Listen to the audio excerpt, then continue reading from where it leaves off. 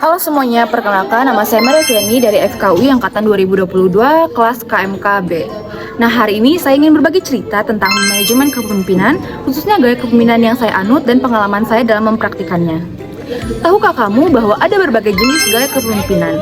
Salah satunya adalah democratic leadership atau kepemimpinan demokratis, yang merupakan gaya kepemimpinan saya.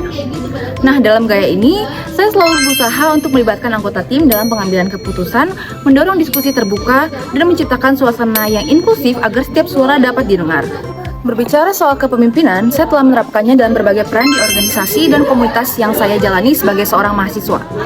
Saya menjabat sebagai Ketua Komisi Hukum DPM UI atau Dewan Perwakilan Mahasiswa Universitas Indonesia.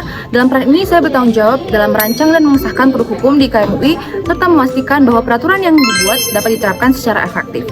Yang kedua, saya juga menjabat sebagai anggota independen perwakilan FIK dalam proses legislatif di tingkat universitas. Dan terakhir, saya menjabat sebagai Duta Mangrove Indonesia, di mana saya berperan dalam edukasi seputar lingkungan atau seputar pelestarian ekosistem mangrove. Kepemimpinan dalam peran ini penting untuk menggerakkan masyarakat agar lebih peduli terhadap lingkungan. Dari pengalaman saya semakin menyadari bahwa kepemimpinan adalah keterampilan yang sangat penting dalam profesi keperawatan. Seorang perawat tidak hanya bertugas memberikan asuhan keperawatan kepada pasien saja, tetapi juga harus mampu mengkoordinasikan tim, mengambil keputusan yang cepat dalam situasi yang kritis, serta menjadi komunikator yang baik antara pasien, keluarga, dan tenaga kesehatan lainnya. Seorang pemimpin dalam keperawatan harus mampu menginspirasi, memberdayakan, dan membimbing tim agar dapat memberikan pelayanan kesehatan yang berkualitas dan holistik kepada pasien. Itulah sedikit cerita tentang pengalaman saya dalam kepemimpinan dan bagaimana hal tersebut berkaitan dengan profesi keperawatan.